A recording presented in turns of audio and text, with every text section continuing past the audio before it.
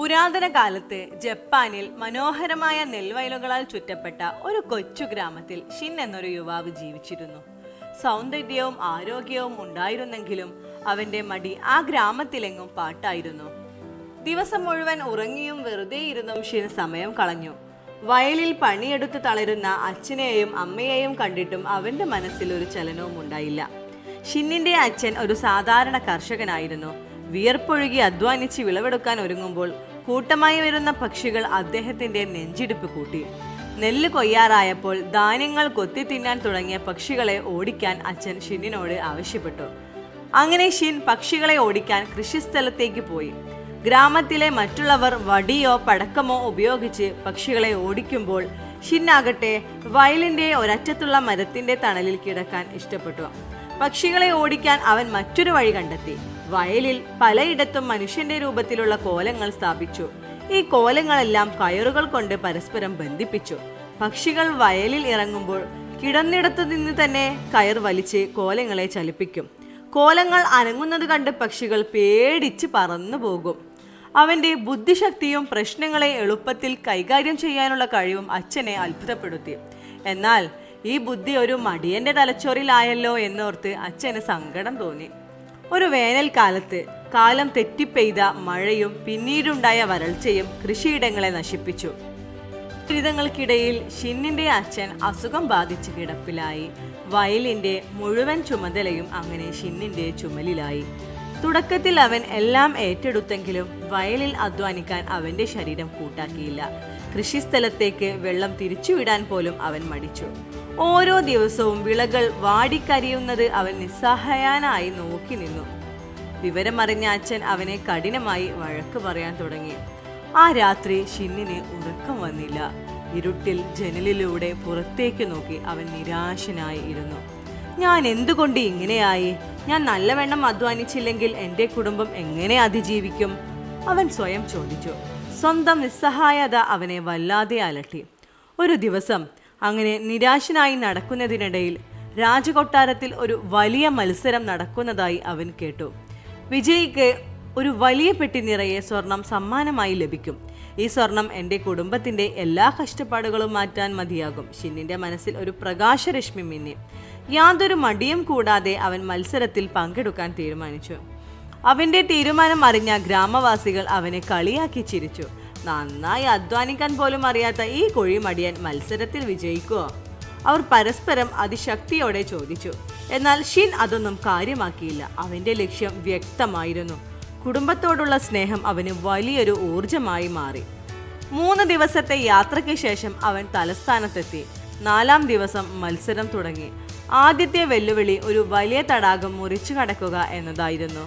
നല്ല ആരോഗ്യവും കരുത്തുറ്റ ശരീരവുമുള്ള ഒരുപാട് പേർ മത്സരത്തിൽ പങ്കെടുക്കാൻ തയ്യാറായി നിൽക്കുന്നുണ്ടായിരുന്നു. അവരോടൊപ്പം നീന്തിയാൽ തനിക്ക് മുന്നിലെത്താൻ കഴിയില്ലെന്ന് ഷിന്നിന് ബോധ്യമുണ്ടായിരുന്നു.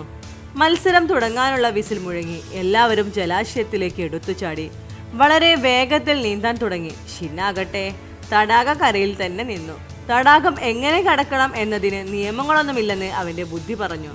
ചുറ്റും നോക്കിയ അവൻ തടാകക്കരയിൽ ഉപേക്ഷിക്കപ്പെട്ട നിലയിൽ കിടന്നിരുന്ന 2 വലിയ മരത്തടികൾ കണ്ടു. അവയെ സമർത്ഥമായി കയറുകൾ കൊണ്ട് കൂട്ടിക്കെട്ടി തടാകത്തിലേക്ക് തള്ളി. മറ്റൊരു കൊമ്പ് തുഴയാനായി ഉപയോഗിച്ച് ഒരു ചെറിയ ചങ്ങാടം പോലെയാക്കി അവൻ തടാകം കടക്കാൻ തുടങ്ങി. ശക്തമായി നീന്തി തളർന്ന മറ്റുള്ളവരെ ഓരോരുത്തരായി അവൻ മറികടന്നു 3-ാം സ്ഥാനം കരസ്ഥമാക്കി. അടുത്ത ദിവസം അവസാനത്തെ മത്സരം ഇനം പ്രഖ്യാപിച്ചു. 3 പേരായിരുന്നു അവസാന റൗണ്ടിൽ മത്സരാർത്ഥികളായി ഉണ്ടായിരുന്നത്. ഓരോ മത്സരാർത്ഥിക്കും ഭാരമേറിയ ചതുരാകൃതിയിലുള്ള ഒരു വലിയ തടിക്കഷ്ണം നൽകി 1 കിലോമീറ്റർ ദൂരത്തേക്ക് അത് തള്ളി നീക്കുക എന്നതായിരുന്നു ലക്ഷ്യം. വിജയിയെ കാത്ത് സ്വർണത്തിന്റെ പെട്ടി കാത്തിരിക്കുന്നുണ്ടായിരുന്നു. അവിടെ കൊണ്ടുവന്നു വെച്ച വിവിധ തരം ഉപകരണങ്ങളിൽ നിന്ന് തനിക്കിഷ്ടമുള്ള ഒന്ന് തിരഞ്ഞെടുക്കാൻ മത്സരാർത്ഥികൾക്ക് അനുവാദമുണ്ടായിരുന്നു. ആദ്യത്തെയാൾ ഉപകരണങ്ങളുടെ കൂട്ടത്തിൽ നിന്ന് ഏറ്റവും നീളമുള്ള കയറെടുത്തു. അതുപയോഗിച്ച് തടിക്കഷ്ണം കെട്ടിവലിക്കാൻ തുടങ്ങി. അയാളുടെ ശരീരം വിയർപ്പിൽ കുളിച്ചു. രണ്ടാമത്തെയാൾ ഒരു വലിയ പലക ഉത്തോലകമായി ഉപയോഗിച്ച് അതിൽ മരത്തടി കയറ്റിവെച്ച് തള്ളി നീക്കാൻ തുടങ്ങി. ഓരോ തവണയും മരത്തടി അല്പം നീങ്ങുമ്പോൾ അവന്റെ കൈകൾ വേദന കൊണ്ട് പുളഞ്ഞു. ഷിന്നാകട്ടെ തിരക്കിട്ട് ഒന്നും ചെയ്യാതെ എല്ലാം നോക്കിക്കൊണ്ട് നിശ്ചലനായി നിന്നു. ശക്തി കൊണ്ട് എനിക്കിവരെ തോൽപ്പിക്കാനാവില്ല, ബുദ്ധിപരമായി പ്രവർത്തിക്കണം. അവന്റെ മനസ്സിൽ ഒരു മിന്നായം പോലെ ആ ചിന്ത കടന്നുപോയി. അവൻ ഉപകരണങ്ങളിൽ നിന്ന് ഒരു കത്തി മാത്രം എടുത്തു. ആരെയും അത്ഭുതപ്പെടുത്തിക്കൊണ്ട് അവൻ ഭാരമേറിയ തടിക്കഷ്ണത്തെ ഉരുണ്ട രൂപത്തിലാക്കാൻ തുടങ്ങി. ഇത് കണ്ട കാണികൾ അവനെ കളിയാക്കി ചിരിച്ചു. ഇവനെന്താ ഭ്രാന്തായോ? തടിക്കഷ്ണം ഉരുട്ടാൻ കഴിയുമെന്ന് ഇവൻ വിശ്വസിക്കുന്നുണ്ടോ? അവർ ഉറക്കെ പറഞ്ഞു. എന്നാൽ ഷിൻ അവരുടെ വാക്കുകളൊന്നും ശ്രദ്ധിച്ചില്ല. അവന്റെ കണ്ണുകൾ തന്റെ ലക്ഷ്യത്തിൽ മാത്രം കേന്ദ്രീകരിച്ചു. മണിക്കൂറുകൾ നീണ്ട പരിശ്രമത്തിനൊടുവിൽ ആ തടിക്കഷ്ണം മനോഹരമായ ഒരു മരപ്പന്തായി മാറി. മറ്റുള്ളവർ തങ്ങളുടെ സമചതുരാകൃതിയിലുള്ള തടിക്കഷ്ണങ്ങൾ വലിക്കാൻ പാടുപെട്ടപ്പോൾ ഷിൻ ഉരുണ്ട മരത്തടി എളുപ്പത്തിൽ ഉരുട്ടി മുന്നോട്ടു പോയി. അവൻ അവരെ വളരെ വേഗം മറികടന്ന് ഒന്നാമനായി ഫിനിഷിംഗ് ലൈൻ കടന്നു. രാജാവ് ഷിന്നിനെ അനുമോദിക്കുകയും ഒരു പെട്ടി സ്വർണം സമ്മാനമായി നൽകുകയും ചെയ്തു. ഷിൻ സന്തോഷത്തോടെ തന്റെ ഗ്രാമത്തിലേക്ക് മടങ്ങി. അച്ഛനും അമ്മയ്ക്കും ഒപ്പം ഗ്രാമീണരും അവനെ ആവേശത്തോടെ വരവേറ്റു. ഈ സംഭവം ഷിന്റെ ജീവിതത്തെ പൂർണ്ണമായും മാറ്റിമറിച്ചു. അവനൊരു പുതിയ ആത്മവിശ്വാസം ലഭിച്ചു. ഇതൊക്കെ ചെയ്യാൻ കഴിയുമെങ്കിൽ എന്തുകൊണ്ടെന്റെ മടിയും മറികടന്നുകൂടാ? അവൻ തന്നോട് തന്നെ ചോദിച്ചു. അന്നു മുതൽ ഷിൻ രാവിലെ നേരത്തെ എഴുന്നേൽക്കാനും ജോലികൾ ആസൂത്രണം ചെയ്യാനും തന്റെ കഴിവുകൾ മെച്ചപ്പെടുത്താനുള്ള വഴികൾ തേടാനും തുടങ്ങി. സമ്മാനത്തുകയിൽ നിന്ന് കുറച്ചു പണം ഉപയോഗിച്ച് അവൻ തന്റെ കൃഷിയിടത്തിൽ പുതിയ ഫലവൃക്ഷങ്ങൾ നട്ടുപിടിപ്പിച്ചു. അവയെ നല്ല രൂപത്തിൽ പരിപാലിച്ചു.